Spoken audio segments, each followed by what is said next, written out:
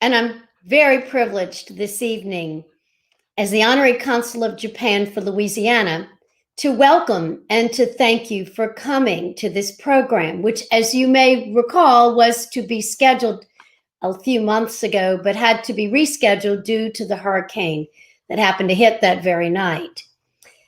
The Japan-U.S. military program, otherwise known as JUMP, is a national initiative connecting past and present service members, families, and government civilians who have served in Japan through social interaction, networks, and grassroots. As you know, we are meeting virtually through the lens of technology necessitated by this unprecedented COVID-19 pandemic. But we are meeting, listening, and learning together. JUMP provides a forum, a venue, and in this case, a virtual venue for its events that strengthen and sustain the important and special alliance between the United States and Japan. Now, before I introduce our first presenter, I want to take a moment of personal privilege to thank Mike Turner, retired Navy and the president of the Japan Society of New Orleans, who has worked tirelessly and for many hours to put this program together and to stay determined for another way for us to continue the JUMP traditions and efforts. Please, if I could hear you clap through the screen, let's clap and raise a glass of toast to Mike for his countless achievements. Now it is my privilege to introduce to you the Consul General of Japan, responsible for Arkansas, Kentucky, Louisiana, Mississippi, and Tennessee, where the Consulate General is located, the Honorable Kyoko Fukushima. Consul General Fukushima is serving her third diplomatic assignment in the United States, having been most recently the Director of Diplomatic Archives at MAFA, the headquarters in Tokyo, and before that in the Minister's Secretariat, including as Senior Coordinator of the Public Diplomacy Strategy Division, as well as the Assistant Chief of Protocol. She also served at the embassies of Ireland and Thailand. She began her career in the Ministry of Foreign Affairs of Japan in 1981 after receiving her bachelor's degree in English literature from Sophia University. She also received a Master's of Law and Diplomacy from the Fletcher School of Tufts University in 1985 and served as the Consulate General in New York from 1993 through 1996. Her diplomatic skills are eminent in that she served at the United Nations as a program director at the university and as the founding director of the UN Women Japan Liaison Office based in Tokyo. I have seen and heard Consul General presenting on topics ranging from resiliency to planning. She is married and a mother of two grown daughters. Consul General Fukushima is one of the most brilliant and accomplished women I've ever come to know, respect, and call a friend. Please, again, try that virtual applause to welcome Consul General Fukushima. Thank you, Donna-san, for your very kind introduction. Captain Turner, Honorary Consul Fresh, Dr. Akimoto, Rear Admiral Carey, Major General Sugai, ladies and gentlemen, I am so pleased to be joining tonight's Japan-US military program event held in New Orleans, especially as it takes place after the postponement. I'm glad it is realized. I'm grateful to Sasaka Peace Foundation USA, the National Association of Japan-America Societies, and the Japan Society of New Orleans for their continued and tireless contributions to make this virtual event possible. This year marks the 60th anniversary of the Japan-US Security Treaty, a critical foundation for a broader bilateral relationship. The Japan-US Security Alliance was originally designed to maintain peace amid Cold War tensions. But as trust and partnership grew between our two countries, so did the importance of our alliance to peace, stability, and prosperity in the Indo-Pacific region and beyond. Today, even as the security situation in the Indo-Pacific is more unpredictable than ever before, we cooperate closely to maintain and promote the free and open Indo-Pacific, and the Japan-US alliance is at its strongest. Earlier today, Foreign Minister Motegi and Secretary of State Pompeo had telephone talks. They confirmed their joint efforts to address the situation in the region under the strong Japan-US alliance.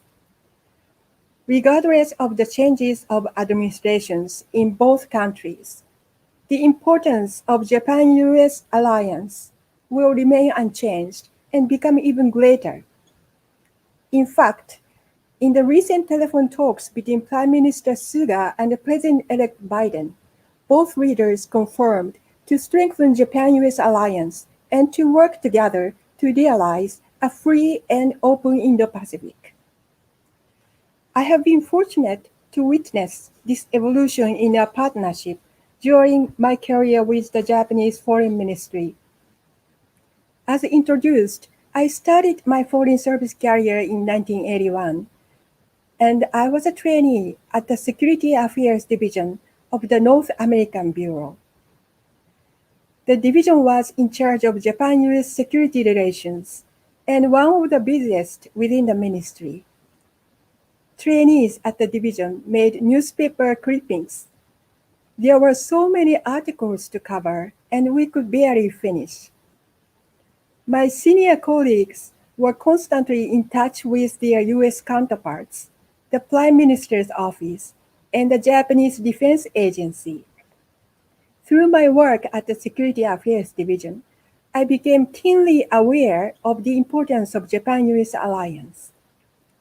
My training in that division motivated me to study security affairs at the Fletcher School of Law and Diplomacy at Tufts University.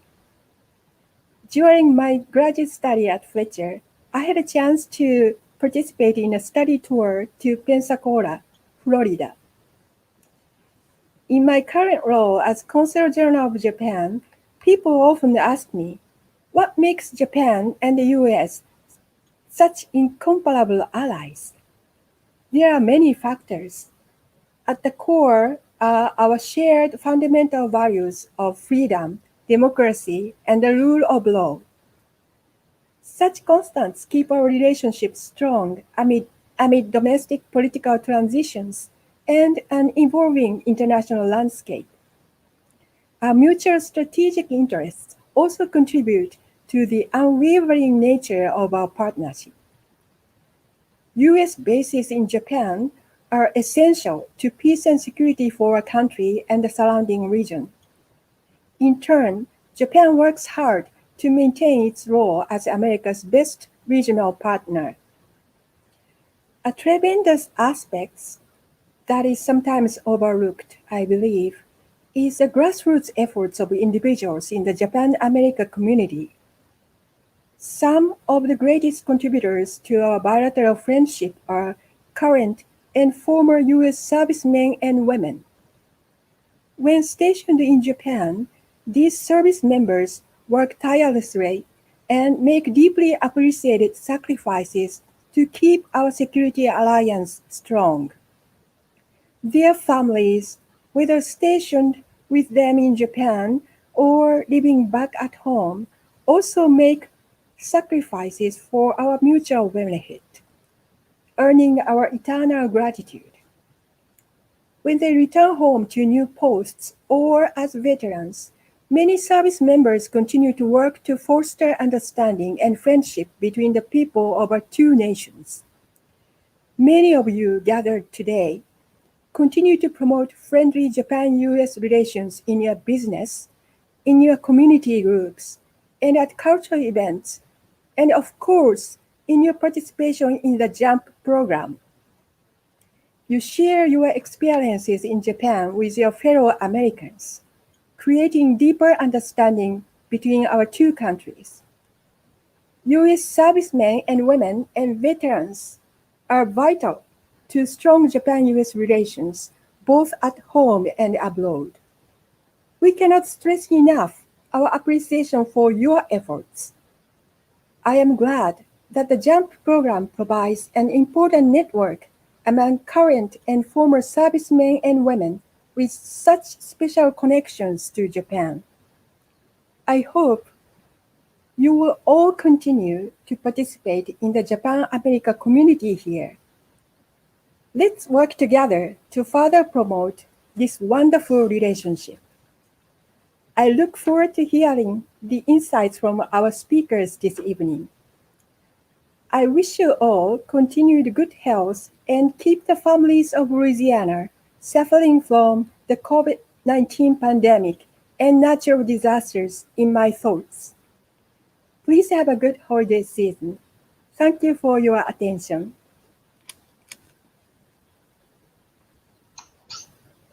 Thank you, Consul General. We certainly appreciate your remarks this evening. Good evening, everyone. This is Mike Turner. I'm president of the Japan Society in New Orleans.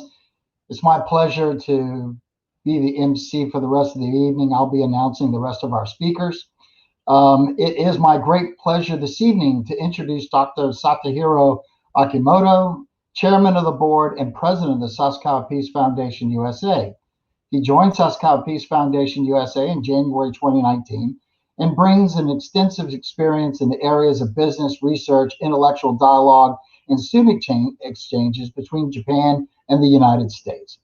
His careers included roles with Mitsubishi Corporation, Mitsubishi International Corporation, Hughes Electronics, DirecTV Japan, Massachusetts Corporation for Educational Telecommunications, Japan Society, Keidan Ren USA, and Mount Fuji Dialogue. Dr. Akimoto is a contributing writer of the Japan Times, associate fellow at the International Institute of Strategic Studies in the United Kingdom, a contributing commentator for the Ozaki Institute in Japan, and a Japan Advisory Committee member of the Salzburg Global Seminar in Austria. Outside of the workplace, Dr. Akimoto has promoted student-athlete exchanges through football involving American and Japanese universities. He is executive director to the National Football Association. Dr. Akimoto has also worked as a producer and co-screenwriter on a feature-length film, The Successor, in 1996. He has also worked on several documentary films. Dr. Akimoto received his PhD in sociology and an MA in Eastern Asian Studies from Harvard University and a BA in law from Keio University. He also received a certificate in Russian studies from Leningrad State University, currently St. Petersburg State University, and he has studied at London University in UK and at Georgetown University in Washington, D.C. Please help me welcome Dr. Akimoto to our JUMP program this evening. Dr. Akimoto. Good evening for people in the United States. Good morning from Tokyo, Japan. Thank you very much for your kind introduction. I am Satohiro Akimoto, director of JUMP. I am also chairman and president of Sasakawa Peace Foundation USA. I'd like to thank Honorary Consul to Japan, Donna Fresh, and Captain Turner, president of Japan Society of New Orleans, to hold such a wonderful JUMP event. I am delighted and honored to be here. I will also briefly talk about Japan-US military program today. The JUMP started in 2015 as a partnership between Sasakawa USA and National Association of Japan-American Societies, NAJAS. I would like to thank Mr. Peter Kelly, who is president of NAJAS. He has been doing a tremendous job working with the Japan Society of New Orleans and other Japan-American societies around the nation to make JUMP events possible. We are honored to have Consul General Kayoko Fukushima and Major General Hiroyuki Sugai from Japanese Embassy in Washington, D.C. The purpose of JUMP is twofold. First, JUMP would like to recognize the military service of Americans in Japan. American service veterans are by far the largest number of Americans who have been to Japan and become friendly with Japanese. Many of American service men and women come back to the United States with a warm feeling toward Japan and their interaction with Japanese people. Second, JUMP would like to reinforce the importance of the US-Japan Security Alliance. The United States and Japan are natural allies, as the two nations and people share the same values that support the foundation of our respective societies, such as democracy, freedom, rule of law, free enterprise, and transparency. JUMP would like to help the US military veterans continue to support the US-Japan Security Alliance after their retirement from the military service.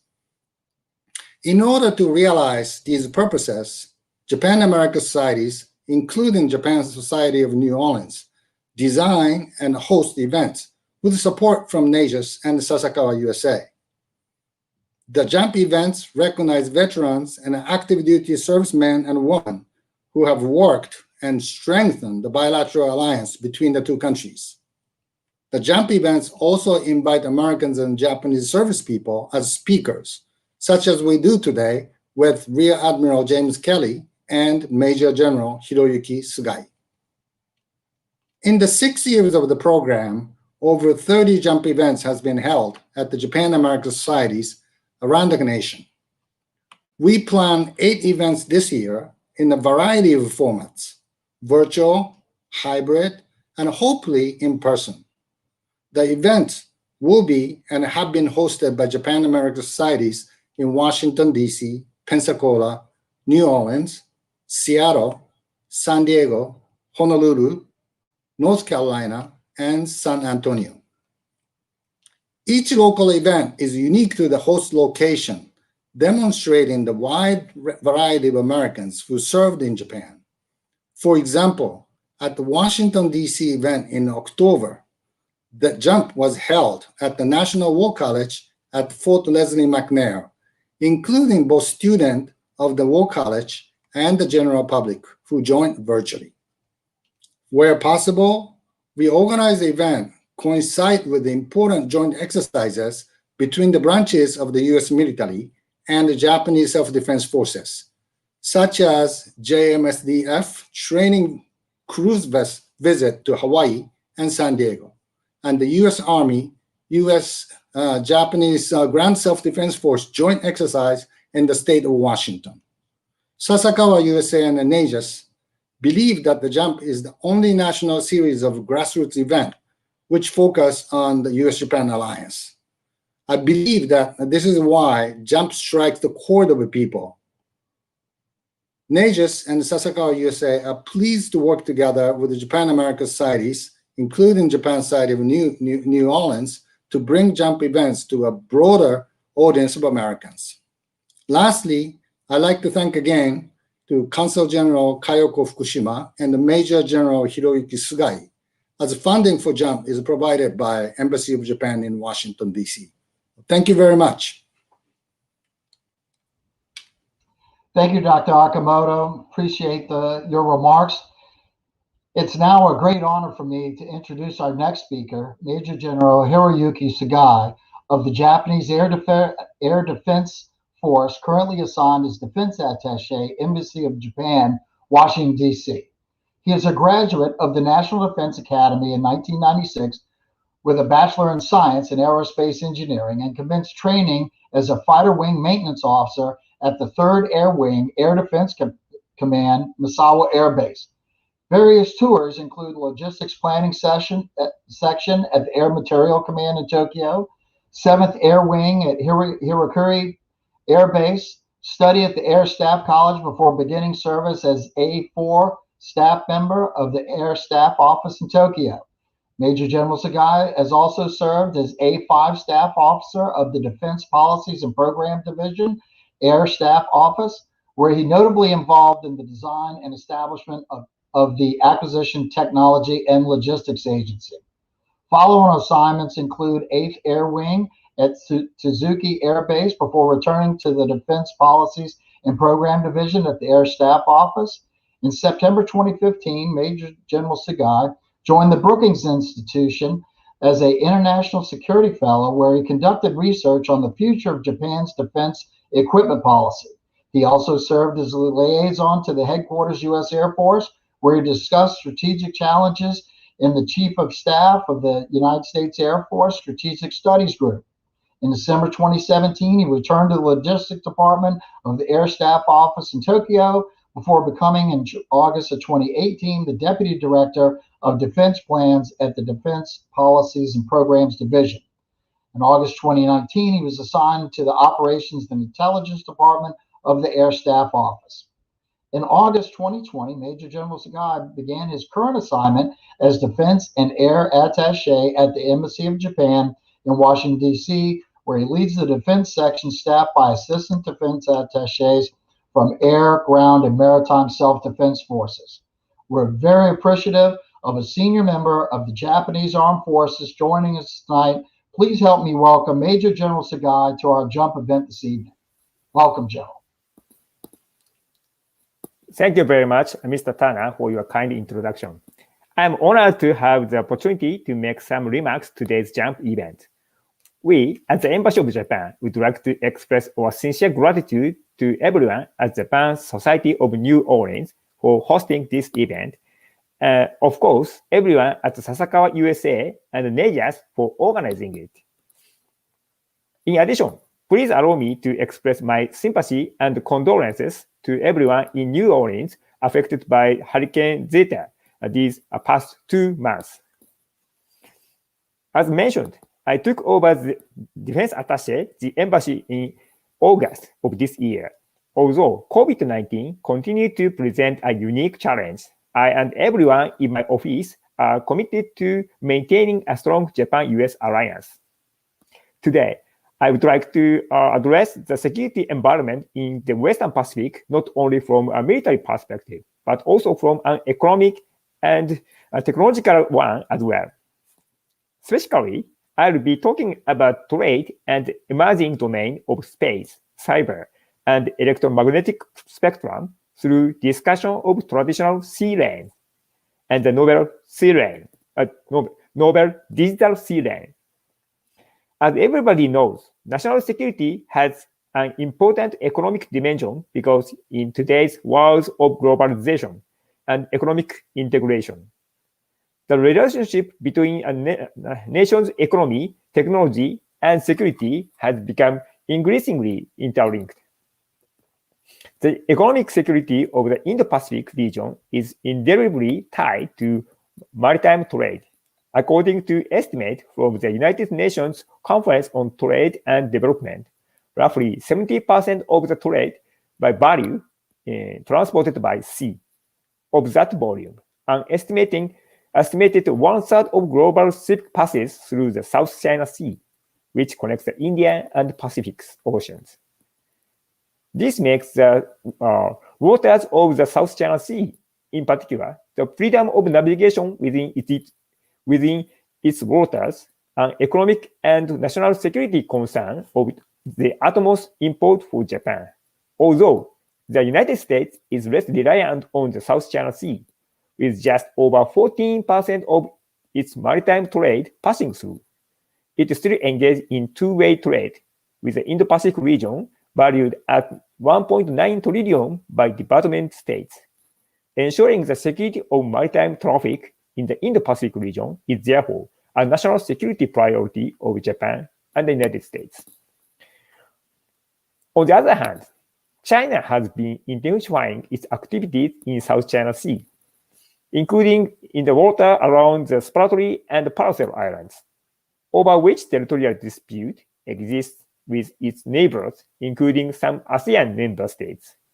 Despite Chinese insistence that they have historic rights over almost all entire South China Sea, the notion was denied in the Philippines China Attribution Award in July 2016. Nevertheless, China is continuing to militarize some artificial islands in the South China Sea. Moreover, Chinese military activity against foreign military aircraft and vessels conducting freedom of navigation missions and regular exercise have increased in intensity in recent years. In any case, it is clear that the South China Sea is of concern to entire international community. due to its direct implications for peace and stability within the Indo-Pacific region. To this end, the Japan Ministry of Defense is advancing its vision of a free and open Indo-Pacific, or FOIP, by securing the stable use of major sea lane by way of defense cooperation and exchange activities. The three pillars of the FOIP are: 1, promotion and establishment of the rule of law, freedom of navigation, and freedom of trade. 2, pursuit of economic prosperity. And 3, committing to peace and stability. The MOD promotes these ideas by leveraging defense cooperation and exchange activities. For example, in 2019, the Japanese Minister of Defense held meetings with counterparts from throughout the region at the ASEAN-Japan Defense Ministers Informal Meeting and at separate defense ministerial meeting with India and Australia. Moreover, the JSDF has carried out various capability building programs with partners in the Indo-Pacific, including HADR and search and rescue. Furthermore, the MOD promotes defense equipment and technology cooperation with regional partners. Through such active engagement, we hope to build confidence and mutual understanding, thereby contributing to peace and stability in the Indo-Pacific region.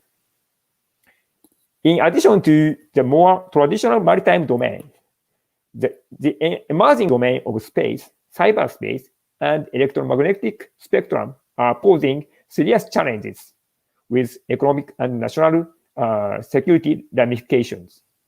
Some claim that there is even a so-called intelligence warfare looming on the horizon.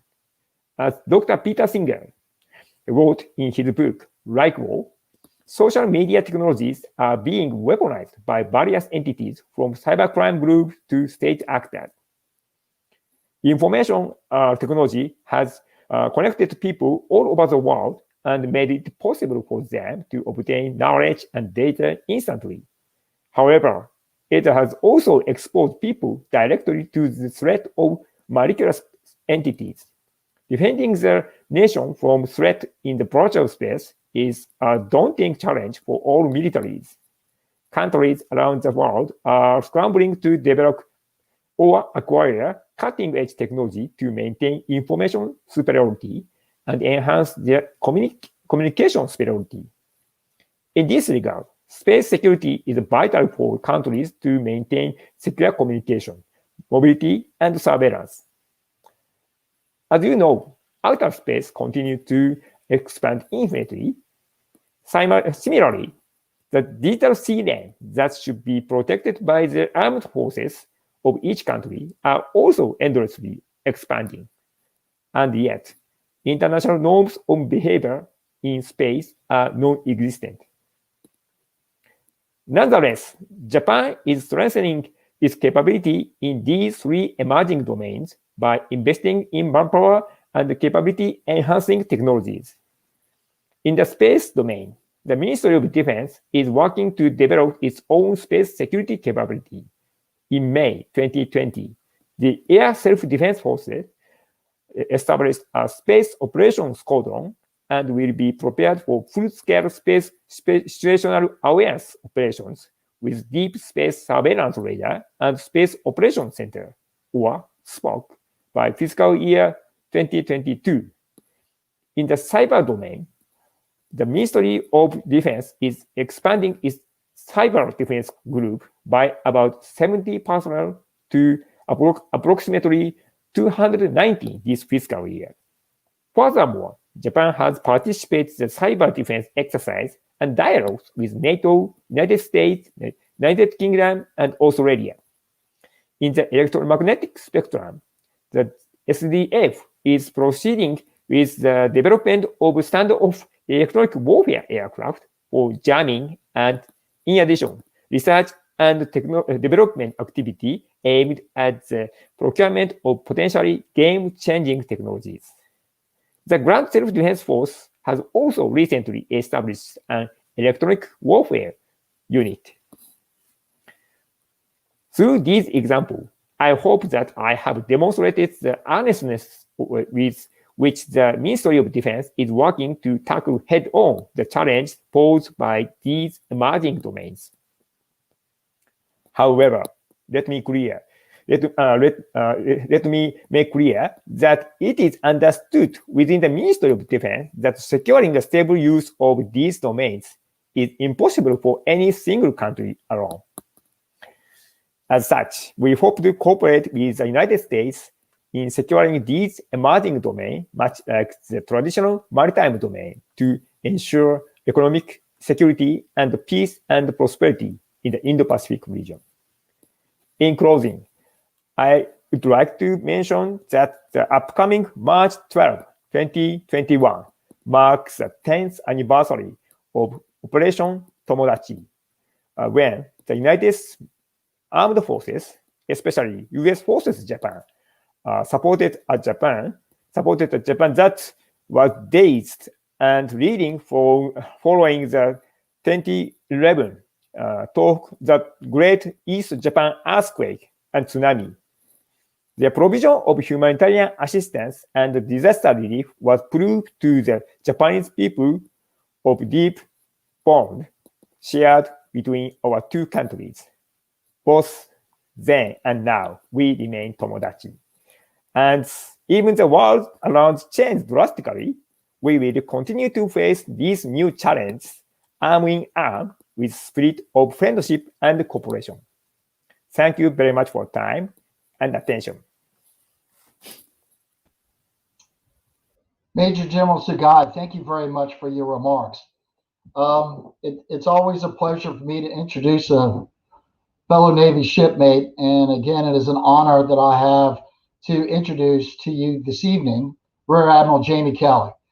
Admiral Kelly received his commission from the United States Naval Academy in 1973 and was designated a Naval Flight Officer in 1974. He had the distinction of being the Gray Owl of the Navy from 2008 to 2009. That's the longest serving Naval Flight Officer prior to his retirement in 2009. After his retirement, he became the Dean, College of Operational and Strategic Leadership, and Dean, College of Maritime Operational Warfare at the U.S. Naval War College. After his retirement from government service in 2017, he currently calls the Olympic Peninsula of Washington State home. As a Naval Flight Officer, he logged over 4,000 hours, primarily in the A-6 Intruder, and flew 60 combat missions during Operations Desert Storm and Southern Watch. He held various commands, including VA-115, USS Sacramento AOE-1, and USS Constellation CV-64. His flight experience culminated with his appointment as Commander Carrier Strike Group 5, CTF-70, aboard USS Kitty Hawk, forward deployed to Yokosuka, Japan. He held a number of important leadership positions during his career with extensive experience in Fleet Forces Command, the European Theater, and most importantly to our talk tonight, was Commander of U.S. Naval Forces Japan from 2005 to 2009. He was the longest serving commander of U.S. Naval Forces Japan since 1946 and was recognized by the Japanese government by being awarded the Emperor's Order of Rising Sun Gold and Platinum Stars for his service to the U.S.-Japan alliance. Admiral Kelly brings vast experience to our talk tonight. I'm proud to say we've beaten some of the same turf and cut some of the same seas together. I've heard him speak at other events, and in my opinion, we're in for a real treat tonight. Please help me in welcoming Admiral Kelly to our talk tonight. Admiral Kelly, the floor is yours. Okay, and I'm ready to go. Thanks, Mike. Great. Really appreciate the introduction. More importantly than the introduction, because it really doesn't matter. I just appreciate the heck out of the chance to talk to the folks that are online and to add a little bit of information, I guess, in this scenario, this jump event, to honor and to recognize those of us who were lucky to serve over in Japan in any way, shape, or form, whether as military, civilian, government service, doesn't matter. And also honor the people that are part of this great alliance between Japan and the U.S. that is what we're all about. So thanks, Mike, for welcoming me to this thing and signing me up as well. I hope you don't regret it, but we'll see what happens. And I'll try to be quick for everybody online and to tee up a few thoughts that maybe if we get some time for some questions later on, we'll be able to take those on. But congratulations, Japan American Society in New Orleans. Mike Turner is the visible man.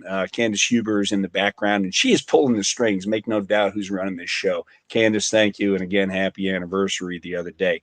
My honor and pleasure, obviously, to be able to participate with Dr. Akimoto, and the things that Sasakawa Peace Foundation does are just extraordinary for not just for the relationship between our two countries, but for global peace efforts and things like that that go with the title. It's perfect to be part of the National Association of Japan American Societies as well.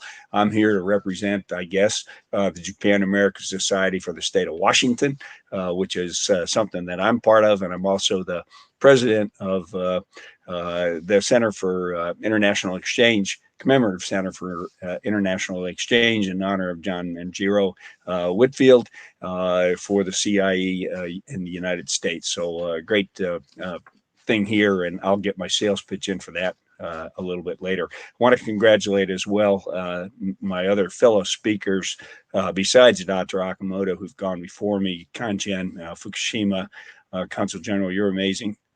Honorary Consul General Donna Freisch.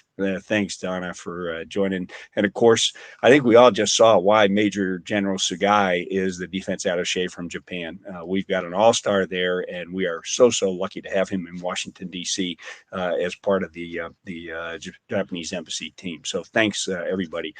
At any rate, my job here is to try to inform a few things that maybe you haven't thought about for the crowd, mostly I think in New Orleans, but we're virtual, so I don't really know where everybody is from. But thanks everybody for joining and try to give you a couple of facts that may add to your experience and to bring you up to speed a little bit on some things about the alliance. And that's what this thing is all about. I think the alliance between our two countries, it has never been more important. Dr. Akimoto already has said that, and important conversations that have already happened between Prime Minister Suga and President-elect Biden. They are absolutely key and critical. They are never more important than right now. So I was a fortunate guy to be able to play in growing the alliance and the capabilities in particular of that alliance, particularly when I was both CTF 70, the Kitty Hawk Strike Group commander out of Yokosuka, and also the commander of the U.S. Naval Forces in Japan.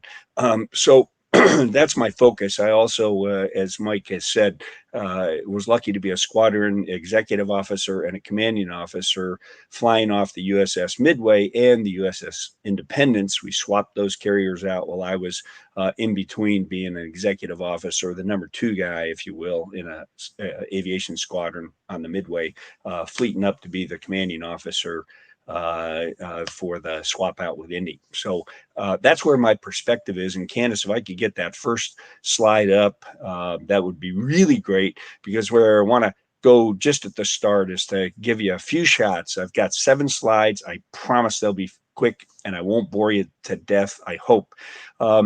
This is the picture that we took from overhead. Obviously, I did not take it because I was down on the pier. This is the welcome of the USS George Washington, the nuclear-powered aircraft carrier that came to Japan on the 26th of September in 2008. And this was a project that I had the honor and pleasure of working the 2 years that I was CTF 70, as well as all 4 years, because it took 3 of those 4 years as Naval Forces Japan, U.S. Naval Forces Japan, to make the 2008 event happen. So that's 5 of my 6 years as a flag officer. But in the reality of things, some people think George Washington, it took about 10 years to get it to happen. The reality really was this is 40 years in the making, 40 years. And why do I say 40 years? Well, if you think about U.S. Navy in Japan and the relationship that we've had with Japan since the Pacific War, World War II to most of us Americans. In the 60s, we said, by God, sooner or later, we hope to make our entire Navy nuclear powered, but we know for sure that our submarines and our aircraft carriers will all be nuclear powered as soon as we can make this happen. Well, that was 40 years in the making. We said that in the 60s.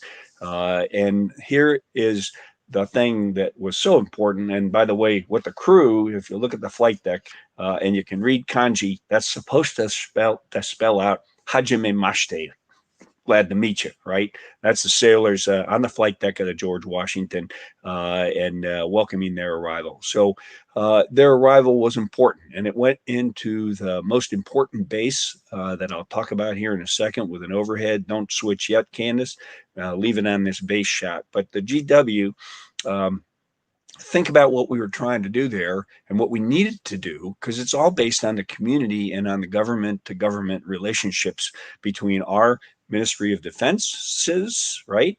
Secretary of Defense for us, Ministry of Defense for Japan, the Prime Minister and the President, all of the commanders of the military forces that were involved in such a thing and that are involved in those forces that are assigned as part of our forward deployed forces, not just Navy, but Air Force, Marine Corps, and Army from the U.S., all those things have to come together, and they have to be orchestrated, if you will, by many senior leaders at the top of the heap in both countries. So not just the arrival of George Washington, where what you're doing is you're taking a mindset here, and that's why the city of Yokosuka again is very, very important. The mindset is nuclear weapons, right? They are horrible, awful, and we will never, ever, ever forget Hiroshima and Nagasaki. Can't. Devastating, awful, horrible. You can choose your words that make you happy. It's a sad, sad thing, and it's quite incredible when you think where we are now with our alliance and our relationship, that we could have the discussion while I was Naval Forces Japan, that no, I'm not talking about a nuclear weapon here. I'm talking about nuclear power. It's safe, it's efficient, it's so clean that it makes the Kitty Hawk that I also commanded over there as my flagship, it makes it look like a dirty, filthy mess, right? Because it burns diesel fuel. So you got to get over those thoughts and separate nuclear weapon from nuclear power. Nuclear power, good. Nuclear weapon, bad, horrible, and we hope we never have to use them.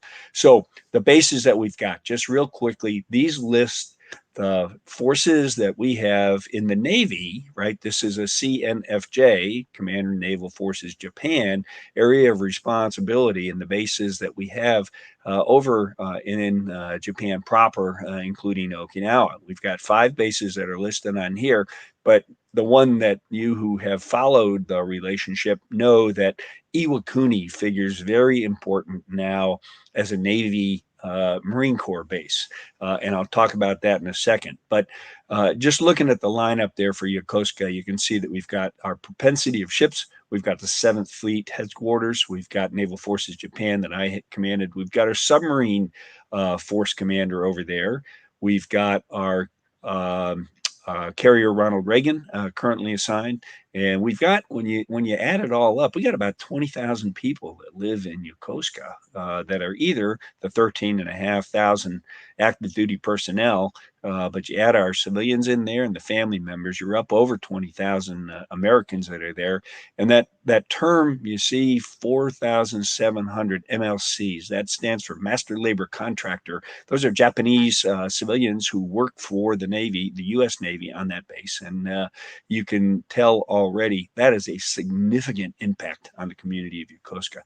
Anyway, Yokosuka, I'll come back to it here in a second. Misawa up to the north, joint base between the U.S. Air Force and the U.S. Navy with the Japanese Air Self-Defense Force there, of course. Huge importance More important in the realm of the Cold War with the Russians and the Soviet Union at that time, but extremely and extraordinarily important right now because we run our maritime patrol. Our P3s are mostly gone now, but our new airplane, the P8, it's a Boeing 737 equivalent, that's manned up for the Navy. And we detach squadrons from locally where I am. I'm in Washington. Whidbey Island, as the crow flies from where I live, is probably about 20 miles.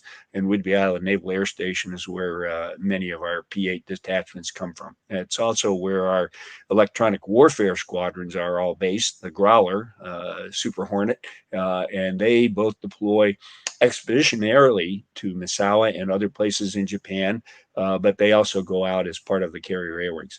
At Sugi, you can see what we have there. I've got a carrier air wing 5 detachment is what we have now. The entire air wing used to be there, but because of encroachment and noise pollution and just the encroachment of the cities nearby, really right up to the fence line of the base, it's become untenable. And working government to government, a number of years ago, the decision was made, let's get the fixed wing aircraft, not the helicopters, but let's get the fixed wing aircraft out of Atsugi. Let's move them down to Iwakuni, join forces with the Marine Corps down there, the U.S. Marine Corps down there, and the JMSDF air assets that are assigned there. And that's what we ended up doing. So Atsugi, pretty important, and that's where I did my first assignment for 3 years, along with my wife, who was active duty at the time as well. Sasebo, you can see that we've got our amphibious strike group down there. That's the USS America, 1 large deck amphib and 4 small decks. We've got some mine countermeasure ships that coordinate and work extremely closely with the Kaijo Jeitai, the Japan Maritime Self-Defense Force, a salvage ship, and you can see the lineup, the rest of the lineup there. Ever increasing in importance right now. Fleet Activities Okinawa, shared naval base, if you will, with Kadena Air Base, United States Air Force, a bunch of fighters out of there. And we send our P3s there, and our air wing also uses Kadena quite a bit. Ever growing importance because of the issues in the East China Sea, and the Senkakus are near there. I'll come back to that a little bit later. And nearby Kadena Air Base, U.S. Air Force Base, is White Beach, which is the amphibious force flag officers headquarters, and that's over there on the east side of Okinawa at White Beach. That is where we sail the amphibious ships from Sasebo. We bring them pierside into White Beach. The Marines load aboard there from the 3rd Marine Expeditionary Force that are assigned down in Okinawa, and they take all their gear and they go off and they do their Marine thing from a Navy ship, which makes it a naval thing, and really important base. So that's where we are. Yokosuka,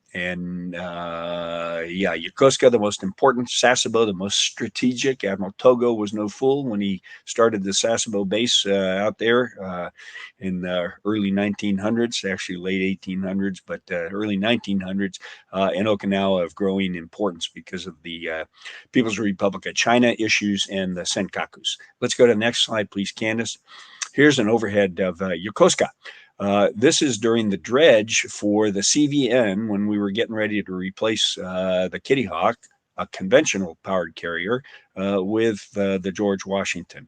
Personal relationships, grassroots personal relationships between me, my staff, all of my commanders at the time that I was assigned there, and our friends and the city of Yokosuka and Kanagawa Prefecture, whether the governor of Kanagawa, whether the mayor of the city council. What's not shown here, you've already seen the lineup on that other slide, but this is what's not shown in this picture. You see that the JMSDF is listed with their submarine flotilla command, which stays on the U.S. base.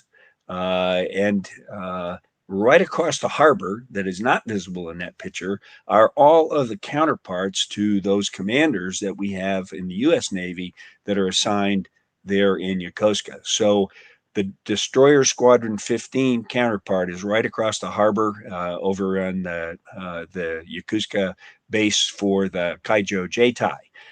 My counterpart was Fleet Escort Force when I was CTF 70, the Carrier Strike Group commander, and he was a vice admiral named Yoji Koda. Many of you know him. The submarine commander counterpart is on the other side of the harbor. The 7th Fleet commander's fleet counterpart is on the other side of the harbor. That's why this base is the most important one that we've got. Let's go ahead to the next slide, please. And this is Atsugi to Iwakuni. If you're not familiar, you should be. Atsugi is in the, again, Kanagawa Prefecture. Talked about the overloading of people and the encroachment on the base. We needed to move it out west. Iwakuni is where it is. That's about an hour and a half flight on a jet from Atsugi to Marine Corps Air Station Iwakuni. We already had the MAG, the Marine Air Group, number 12, assigned in Iwakuni when we added CAG 5 to it. So it went from about 70 U.S. airplanes assigned in a nominal time to 70 more aircraft assigned from the Air Wing to about, roughly 140 American airplanes to go with the Maritime Patrol and the rescue airplanes, search and air rescue airplanes from the Kaijo Jeitai that are assigned there. So pretty important move, and it happened, planned a long time ago, happened finally just 2 years ago. Next slide, please. The Iwakuni Runway Replacement Program. This, I'm going to show you a timeline in the next slide. I just want to briefly show you what Iwakuni looks like from the air, because what you're looking at is the outline with the black border there. You're looking at the outline of what makes up this Iwakuni Air Station, okay? So obviously you can tell what's the airfield, and where all the hangars are, that is where the old runway used to be. I got another picture that I'll show you in a second that will show you, well, what did we do? Well, because of the noise encroachment on that city of Iwakuni, again, the government's working together. They decided back in the 70s to make that move of let's get the runway moved out to the east. So the runway runs north-south. So you're looking at the left side of that picture, that's to the south. The right side is to the north. And that new runway that you're seeing there, that's all based on landfill. And the landfill came from the triangular shaped things that are up on the top of the picture that are boxed in black. That used to be Otago Mountain. It's not a mountain anymore. It was taken down and became landfill for the new runway, which is there. It's 1 kilometer. 1 kilometer. Think about that. 2/3 of a mile to the east of where it used to be. And then all the stuff in between is landfill and new hangars and things like that. That's what happened with Iwakuni. And it was really, really, really important because Atsugi got to be untenable. I'm sorry. And it's all about the governments of our countries working together and the military of our countries working together to make this happen. We had something called the Defense Policy Review Initiative in 2006, 2005, where the decision to move the CAG 5 was made. So let's take a look at the next slide because it really tells the story of, when people want to accuse, people in the US want to accuse the government of Japan of not being supportive of our alliance, I say that is a bunch of hogwash. And I could use a naval term that would probably not please people too much, but that's total hogwash. If you look at the costs that are involved here, and you can see the first base is inside that blue line. That's the base that used to exist, okay? And now you see where the current runway is. That whole project, just making the new runway was far more than the amount of money that's listed in that number 1, the Iwakuni runway relocation project. It says $2.4 billion out of the government of Japan and about $100 million for the U.S. I think the U.S. ended up being a little bit bigger, maybe a couple $100 billion or million. But I think that if you really drill into the figures, I think the Japanese government spent about $10 billion on that piece. The Defense Policy Review Initiative listed as about $500 million costs between the Japanese and the U.S., and I think it's probably closer to 3/4 to make that thing happen when it finally got finished in 2018. But look at that timeline down on the lower right hand of this thing. Back in 1971, that's when we started talking about this together, okay? And we didn't even get the memorandum of understanding, basically an agreement, to start until the 80s. And then you see in the 90s, it was when the landfill permit was finally signed. We started in 1997. So that thing took roughly 13 years to build. Incredible. That's what happens when allies are allies and when friends are friends and when you work together. It's really, really important that you recognize people make things happen. Yes, governments lead them, but people got to make them happen. Last slide, please, Candace. So I get on the people because I'm the president of the John Manjuro Whitfield CIE US, and we host grassroots summits. So this is my very short sales pitch. Our next one will be in Wakayama. We try to alternate between the U.S. and someplace in the U.S. and someplace in Japan every other year for each. We were supposed to have held a grassroots summit in Philadelphia just 2 months ago in October. It obviously got canceled because of COVID. In 2021, we were planning on doing it in Wakayama because it was going to be Japan's turn to host. It looks like because of dates, because of the ongoing continuance of COVID, and these things take a while to plan, and we've got to get host families to host people from America to go to Wakayama and vice versa. When we bring Japanese people to the States, we've got to have the hosts, and everybody's got to be comfortable with this business of, I'm going to support and I want to grow my family. I want a brother and sister that are Japanese or that are American. And any rate, so we're going to go to Wakayama next. Get signed up for our CIE US grassroots newsletter. We just published one on December 15th, and all you got to do is give me an email or get an email to Mike Turner. He'll take care of getting it to me, and we'll sign you up. But this is all about trying to grow our relationships, people to people, person to person, all ages. We include high school students when we do this, university students, businessmen, and old retired geezers like me. And we make it happen. So I'd ask you to join or to think about joining something like that. It's the only program that exists in the world that includes not only cultural pieces, but homestay pieces where we're living in each other's houses and learning some customs, and it's a great way to go.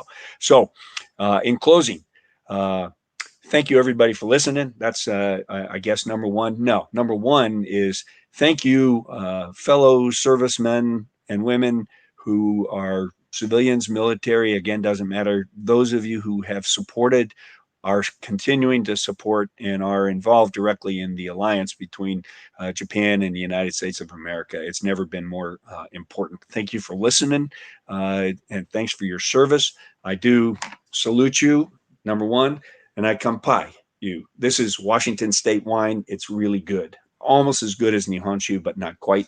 But anyway, thanks for your service. Thanks for listening, and what an honor to be here. With that, back over to Mike. Thank you. Admiral, thank you so much. Appreciate those great remarks. We now have some questions for our speakers. Our first question is directed to Major General Sugai, and that question is, what do the Japanese see as the gravest security challenge, and how do they intend to meet that challenge? Okay, I think Japan faces both a challenge internally and regionally. So from the regional challenge, as I mentioned in my remarks, China is developing its military, and without clear explanation or some of the object of the military use, and they often approach to Japanese territorial sea and airspace. So that is the challenge that we face, and of course, North Korea is a big challenge. So maybe you remember that North Korea launched various types of ballistic missile in 2017. So at that time, so eventually, North Korea developed the ICBM that can strike the U.S. mainland.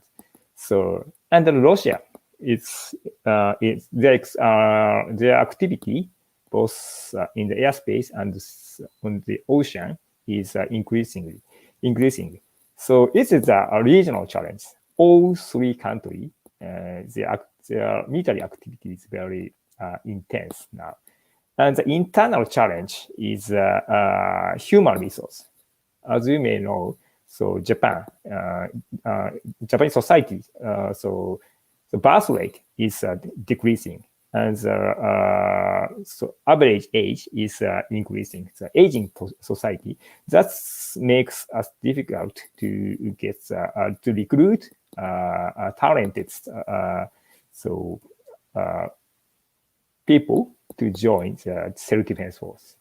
So I think the both internal and regional is our biggest challenge. Major General, thank you very much.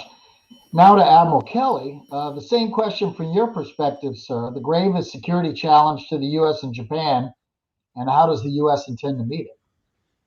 So thanks, Mike, and with General Sagai, you gave us tough questions, no doubt about it. But I'm not going to pussyfoot around here, so I may upset some people. You're asking personal perspective. Correct. You're not asking American people, and that's important that anybody who's listening understands.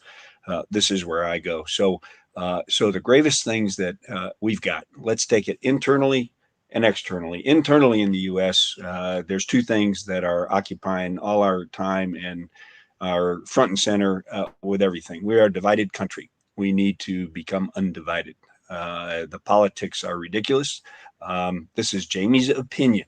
Okay, we've got to get our politics straight. And before we do that, because it's going to take the new administration to try to turn the corner on that, and it's going to take time, we've got to get the COVID under control. It's the internal threat that it's killing us, and literally and figuratively, it's killing us. And there's so many people that still don't even take it seriously. So those are internal issues, and we've got to solve them, and we will. There are fixes that are in, and we'll take care of that. Now, more importantly, I think, is what's an existential threat? What's an outside security challenge to us, and how do we meet it? Well, the greatest threat that we have around the globe, and I think the same. I think it's the same for Japan personally, but the existential threat we have is from the People's Republic of China, and it's from the Chinese Communist Party in particular, because they're all about preservation of their government. Their forces, hey, they're just like U.S. military forces. Only U.S. military forces, we take an oath to the Constitution of our country, not to a president, not to any person, but to the Constitution that established our country. In the Chinese forces, their oath is to the Chinese Communist Party. So what's that thing all about? It's all about preservation of the party. They are an existential threat to the United States. All you got to do is look at the cyber business, look at the effort that they have extended. The PRC and the PLAN and the CCP in the East China Sea, which is right off the coast of Japan. Last time I checked, the Chinese Coast Guard has been present for more than 80 days in a row around the Senkakus. There are ADIZ, air defense zones of Japan that are penetrated every day by Chinese fighters. Japanese Air Self-Defense Force gets up and intercepts every one of those airplanes. They are challenging in the East China Sea because they say the Senkakus are theirs, and they're not. If you look at the South China Sea, that's even worse, because the South China Sea issue has been going on for 30 years, but especially since our U.S. 9/11. So that's 20 years. And what's been able to happen down in building from what used to be coral reefs that didn't even meet any kind of a land pattern is that the Chinese were able to get away under everybody's noses and everybody's lack of attention, in the U.S. any rate, with building bases with 10,000-foot runways on 6 different islands down there. There are now islands. They were not before. They were just coral reefs that had a level of, a little bit of coral and a little bit of rock maybe sticking up above water, but most of it below. And now they've got 8 or 10,000 runways, and they're all armed. They're all military. And essentially the Chinese have laid way to saying this whole South China Sea is ours, period, dot, underline. And we owe it to the rest of the world to keep the freedom of navigation and the free communications lanes, because 85% of the trade for the Pacific comes through those waters, and that's the gravest threat we've got. And the other thing you can look at with the Chinese is they're trying to take over the world by hook or by crook. They pay good money for resources, but they only move Chinese labor to places that they have established the Belt and Road Initiative. You ought to follow that if you're interested in world politics, because it's really, really important. At any rate, that's my answer. Chinese Communist Party and the People's Republic of China. Got nothing against the Chinese. I don't like the Chinese Communist Party. They are trying to take the U.S. out of the game. They're trying to take Japan and the U.S. alliance off the map and split us however they can. And they're trying to basically take over the world with their policies. Thank you. Admiral, thank you very much. Our next question is directed to Dr. Akimoto. Our audience may not be familiar with the Sasakawa Peace Foundation USA. Please discuss some of the work that the Sasakawa Peace Foundation USA does to further U.S.-Japan relations. Thank you, Captain Turner, for your question. What we do is simple, but we think it's critically important, not only to the United States, but also Japan, as well as people mainly in Asia Pacific.